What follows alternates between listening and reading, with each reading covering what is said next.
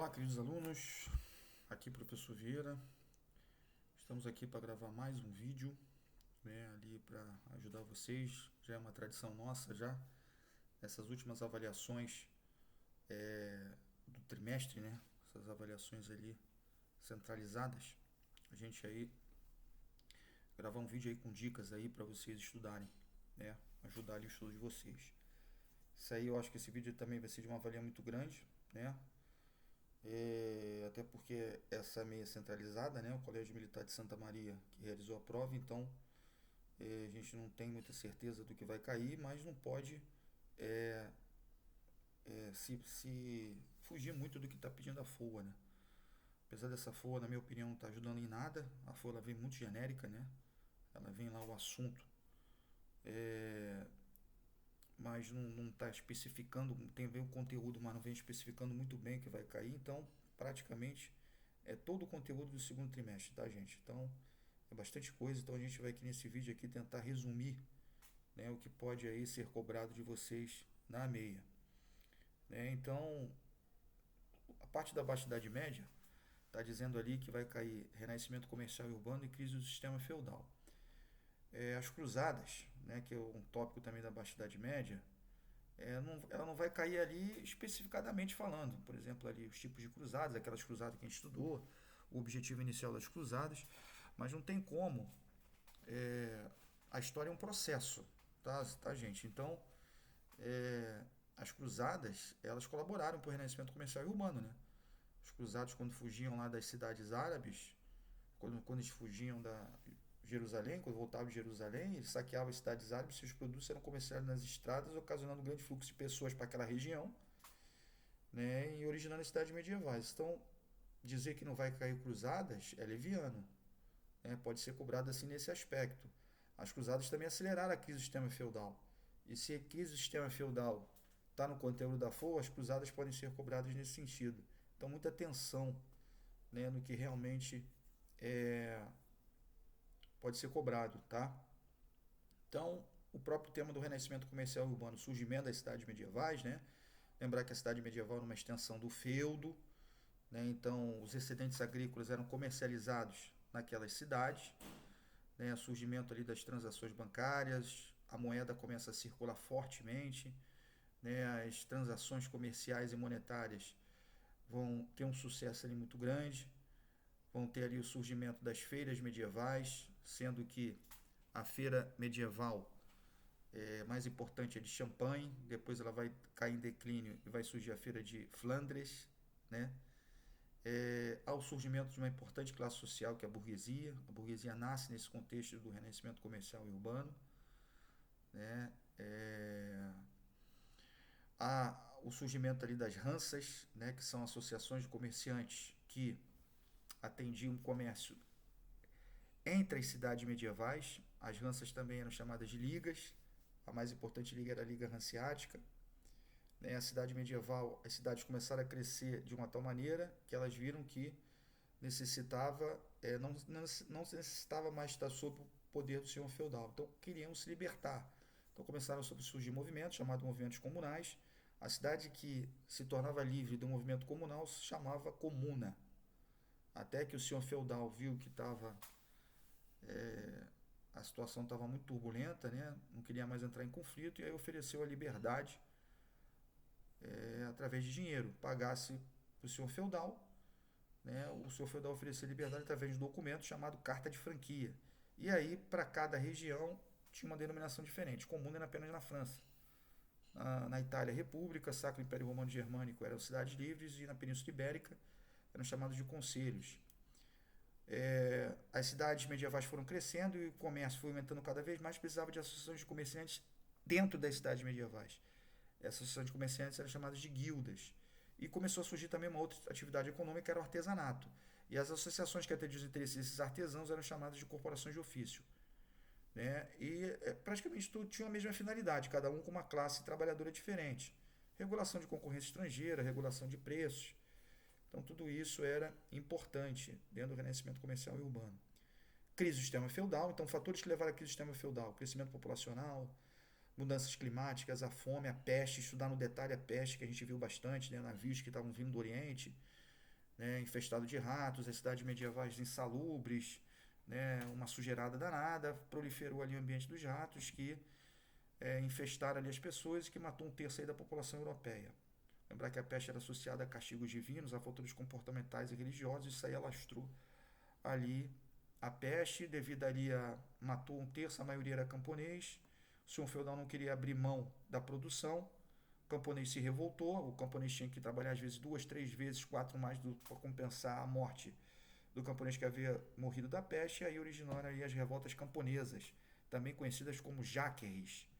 Essas revoltas camponesas foi em 3 momentos, alguns momentos que elas foram sufocadas, né? Outros momentos elas foram vitoriosas, os camponeses atingiram os objetivos, e em outros momentos, no meio da revolta, os camponeses fugiam, e nessas fugiam para as cidades medievais, e aí nessas revoltas os feudos deixaram de existir. O camponês surgia, não tinha porque o feudo falia, né?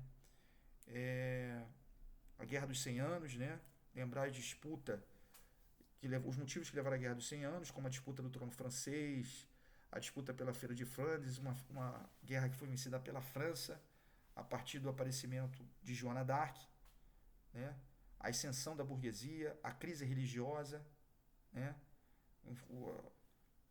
A ascensão da burguesia, junto com o enfraquecimento do poder feudal, levou ao fortalecimento do rei.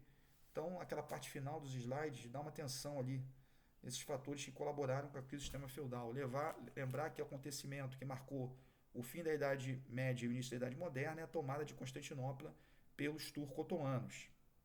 Ok? Então, isso aí é abaixo da Idade Média. Idade Moderna.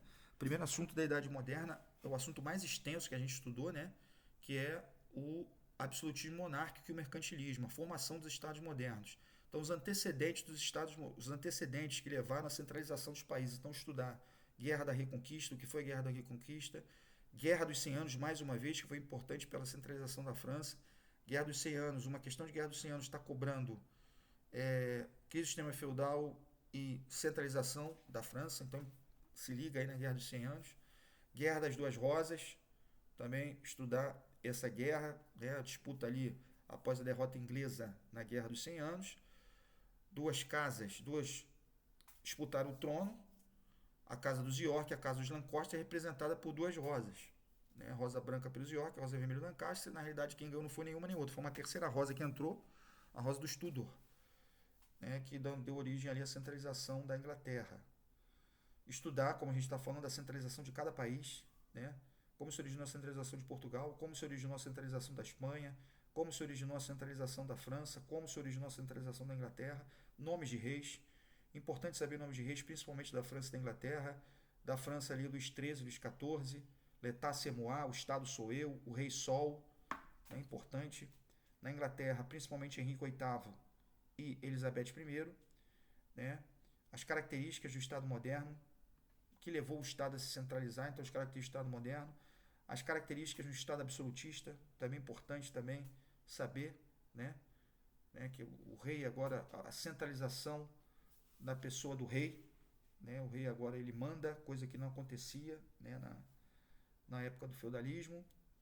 Os teóricos absolutistas, gente. Então, estudar aqueles 4 teóricos absolutistas, Nicolau Maquiavel, né? É o mais importante de todos, a preservação do Estado, né? O Estado está acima de tudo, né? Da legitimação do poder do rei no livro que ele escreve, O Príncipe. Thomas Hobbes, né? O homem é o lobo do homem, né? Ele fala que o homem é mau por natureza, que com a finalidade de salvar a raça humana, né? De correr o perigo de se aniquilar, o homem assina um contrato oferecendo sua vida, sua liberdade ao rei, e em troca o rei protege para garantir a sobrevivência da raça humana, né? Jean Bodin, com a teoria da soberania, o soberano está acima de tudo, inclusive da própria lei, ou seja, o soberano é a lei. Então, quando o Luís XIV fala o L'État c'est moi, o Estado sou eu, ele está se baseando na teoria da soberania, né? Jacques Bossuet, com a teoria do direito divino, o rei escolhido por Deus para governar. Afrontar ao rei significava afrontar a Deus. Então, saber esses 4 teóricos, lembrar que esses 4 teóricos legitimavam o poder do rei. Mercantilismo, as características do mercantilismo: intervenção do Estado na economia, protecionismo, metalismo, que é o acúmulo de metais preciosos, balança comercial favorável, o pacto colonial. né, que a colônia só podia comercializar com a metrópole. Lembrar que também a característica principal de cada país que a gente estudou. Dá uma atenção para isso aí. O que é o mercantilismo? A política econômica dos estados absolutistas. Então é um assunto bem extenso que eu acredito que pelo menos uma questão deva cair desse assunto. Renascimento cultural e científico, né? Saber o que é humanismo, né? O humanismo, o homem acima de todas as coisas, vai partir desse conceito do humanista, né? Dos valores do homem, valores racionais, que passou a conviver também com os valores religiosos. Os valores religiosos continuaram a existir, mas agora também tem os valores humanistas. Os motivos que levaram o Renascimento a prosperar na Península Itálica. Por que surgiu lá? Né, as cidades medievais que se rivalizavam, né, para ter os seus melhores palácios, as melhores igrejas, as suas melhores construções, né, os vestígios da arte greco-romana que estavam naquela região, Roma estava ali, as bibliotecas dos mosteiros, a maioria dos mosteiros era na Península Itálica, onde estava um grande acervo da antiguidade ali dos mosteiros, a fuga de sábios bizantinos que fugiam lá de Constantinopla, fugindo lá dos turco-otomanos, foram para a Península Itálica carregando um grande acervo, né, de conhecimento, né? E então é importante saber isso aí. A invenção da imprensa por Juan de Gutenberg foi fundamental para a impressão de livros, né? As características do Renascimento. Então, saber que é o antropocentrismo, o racionalismo, o individualismo, o naturalismo e o resgate da antiguidade, que é também chamado de classicismo. Então, saber essas características. Mecenato, né? Essas obras só foram possíveis por causa do mecenas. Mecenato é o patrocínio, né, de príncipes, bispos, reis, burgueses, papas. Esses caras eram os mecenas que patrocinavam os artistas, financiavam, né, esses artistas para poder fazer as suas obras. Então é importante esse ato do mecenato. Características da pintura renascentista, características da escultura renascentista, as suas obras, as principais obras, seus principais autores. Leonardo da Vinci, né, que era o principal expoente do Renascimento. Leonardo da Vinci foi pintor, escultor, arquiteto, filósofo, né? Ele foi criador da Mona Lisa, criador do quadro A Última Ceia, né? Michelangelo, grande escultor, criador do teto da Capela Sistina, a criação de Adão, Ladeiro de Rio, grande escultor, criou a estátua do rei Moisés, do rei Davi, da Pietà, né? Importante. Rafael de Sanzio com a Escola de Atenas e vários outros artistas, né? Grandes escritores italianos como Nicolau Maquiavel, né? Mais uma vez falando de Maquiavel, Príncipe, Dante Alighieri, Giovanni Boccaccio, o Renascimento fora da Itália, através de escritores como Thomas Morros, William Shakespeare na Inglaterra, Erasmo de Roterdã na Holanda, Miguel de Cervantes na Espanha, que escreveu o livro Dom Quixote, os Lusíadas, Luís de Camões. Então dá uma atenção, né, para essas obras ali do Renascimento fora da Itália, particularmente o Renascimento literário. Renascimento científico, os cientistas, né, com as suas obras, Nicolau Copérnico, né, a parte no que diz respeito também a parte no que diz respeito ao heliocentrismo, né, a parte também do que se diz respeito ao Johannes Kepler, Isaac Newton, as 3 leis de Newton, Andreas Vesalius, expoentes na medicina. Então dá uma atenção para aqueles cientistas que foram importantes do Renascimento científico. Reforma protestante e reforma católica, né? Então os motivos que levaram à reforma protestante, né? Então Martinho Lutero questionou a Igreja Católica devido ao que estava acontecendo, a venda de indulgências, né? Um pedaço de papel, vendia-se um pedaço de papel e com ele estava escrito ali que ali estava a salvação, o perdão dos seus pecados. Lutero criticou bastante a simonia, né? Que era a venda de objetos sagrados, padres que não sabiam rezar uma missa, ignorância religiosa total, padres que não estavam respeitando o celibato, corrupção, né? Então levou Martinho Lutero a se revoltar, a pregar as 95 teses em frente à igreja de Wittenberg, questionando completamente a Igreja Católica. Ele foi excomungado pela Igreja Católica, o imperador do Sacro Império Romano Germânico deu oportunidade para Martinho Lutero se retratar. Na Dieta de Worms ele não se retrata e ele ia ser punido pelo Tribunal da Inquisição. Porém, ele teve o apoio dos príncipes alemães, foi fundamental para que Lutero escapasse da punição. Esses príncipes liderados pelo Frederico da Saxônia escondeu Lutero no castelo dele e com isso o Lutero acabou traduzindo a Bíblia do latim para o alemão, fazendo com isso a reforma obtendo um grande sucesso. As pessoas lendo a Bíblia, entendiam a Bíblia, né, e agora elas podiam ser salvas pelos que ela entendiam, pela sua fé, e não pelo que o padre falava. Isso também, é claro, foi fundamental Gutenberg, com a invenção da imprensa, que foi possível a impressão de várias Bíblias. Né, e com isso a reforma protestante deu certo, teve várias intolerâncias religiosas, várias guerras religiosas que só foram terminadas com a paz de Augsburgo. Com isso, aí tiveram outras reformas. As reformas importantes, né, foi a calvinista, né, João Calvino, né, fala que teve o apoio total da burguesia, porque ele fala que se trabalhar justo e honestamente, o homem será salvo, e com isso a burguesia que estava em remorso, né, estava em culpa o tempo todo, até porque Lutero, a Igreja Católica condenava o lucro, e Lutero também acabava condenando o lucro, não estava abandonado, e com isso a grande maioria da burguesia se angariou para ao calvinismo, né? Foi inclusive o calvinismo foi que mais se converteu, né? Inclusive teve mais adeptos inclusive que o luteranismo. A reforma anglicana na Inglaterra, o Henrique VIII, para se casar com a Ana Bolena, ele quis se separar da rainha Catarina de Aragão, então pediu autorização para a Igreja Católica para divorciar, a Igreja Católica não autorizou, e ele rompe com a Igreja Católica, separa da Catarina de Aragão, casa com a Ana Bolena e cria uma nova religião, que é a religião anglicana, através do ato de supremacia. O que é a reforma anglicana? É a fusão de conteúdo calvinista com, é, rituais católicos. Então deu origem à reforma anglicana. A Igreja Católica teve que traçar um plano de reação rápida, né, com a contra-reforma ou reforma católica, que traçou medidas, né, lá no Concílio de Trento, na cidade italiana de Trento, que teve 3 fases. A primeira fase, 3 períodos. Né? O primeiro período ali de mudanças, então, por exemplo, venda de indulgências não era proibida, o padre agora tinha que se formar no seminário, né? Isso não existia antes, né? E foi mudança, mas a grande parte da reforma católica foi reafirmação do que já existia, como crença na transubstanciação, crença nos 7 sacramentos, o celibato clerical, né? O culto à Virgem Maria, aos santos, tudo aquilo que já existia teve uma crença. Teve também um período de mudanças também, de mudanças de criação, como foi a criação do índice de livros proibidos, né? Livros que eram condenados pela Igreja Católica que o fiel não podia ler, a reativação do Tribunal da Inquisição e a criação da Companhia de Jesus, né? A Ordem de Jesuítas, criada pelo Inácio de Loyola. Né? Então isso aí foram medidas feitas pela Contra-Reforma.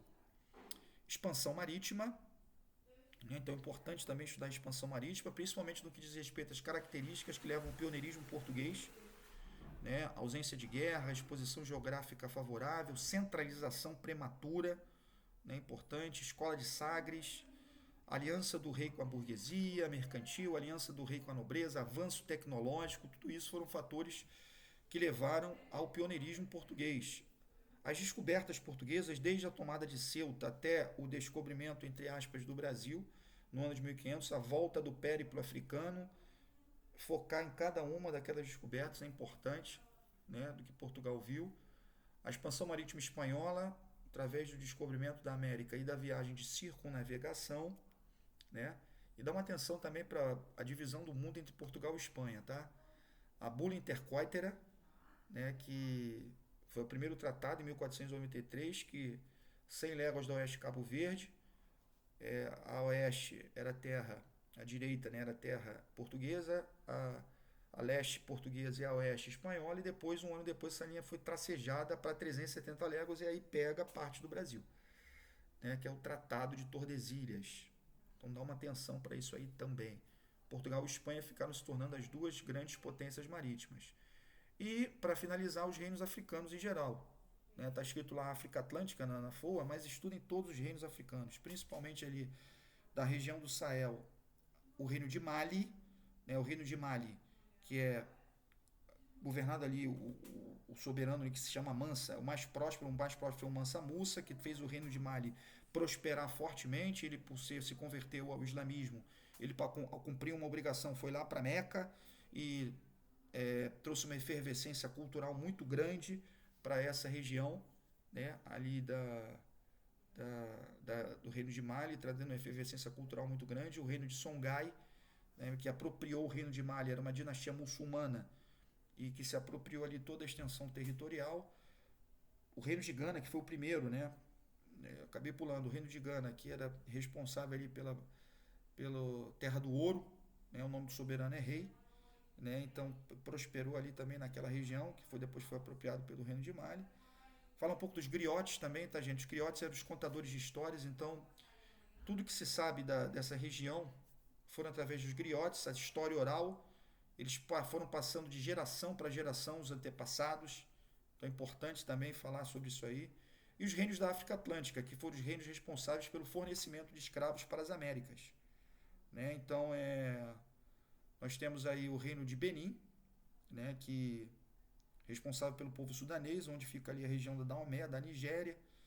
Né? Então teve um contato onde transporte de escravos para principalmente ali na Bahia.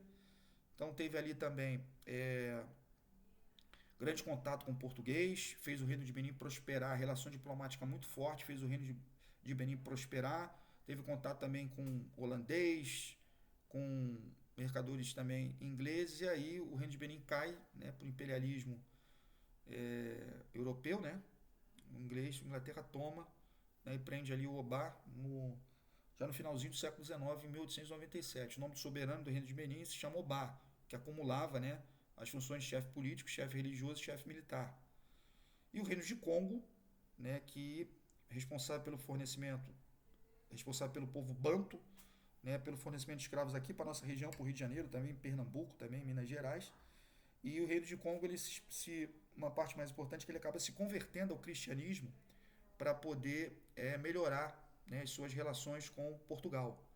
Né? Então, o Manicongo foi rebatizado por outro nome, a capital também foi rebatizada por nomes cristãos, e isso aí fez o reino de Congo prosperar bastante. O nome do soberano do Congo é Manicongo. O nome do soberano do reino de Gana, Rei. O nome do soberano do reino de Mali, Mansa. Soberano do reino Songhai, Imperador. Soberano do reino Benin, Obá. E soberano do reino do Congo, Manicongo. Tá bom, pessoal? Então, resumidamente falando aí, claro que eu só falei os tópicos principais, vocês têm que estudar, né? Dentro ali, o vídeo é apenas para ajudá-los, né, no estudo de vocês. Então, pegar o que eu falei, esses tópicos, e cair dentro ali no livro, no slide, também nas nossas anotações, que tenho certeza que vocês tirarão uma boa nota. Por mais que a prova venha desconhecida, a gente não sabe como vai ser a prova, mas não pode fugir muito do que a gente falou aqui no vídeo, não. Tá bom? Do que a gente estudou, né, e do que foi cobrado aí para todos vocês. Tá bom, pessoal? Então, eu desejo todo aí a vocês aí bons estudos, fiquem tranquilos. A finalidade do vídeo é ajudar, já que vocês fazem aí uma série de provas no mesmo dia, né? Então aí desejo aí votos de sucesso para todos, tenho certeza que vocês tirarão uma boa nota, tá bom? Um grande abraço a todos e fiquem com Deus, até o próximo vídeo.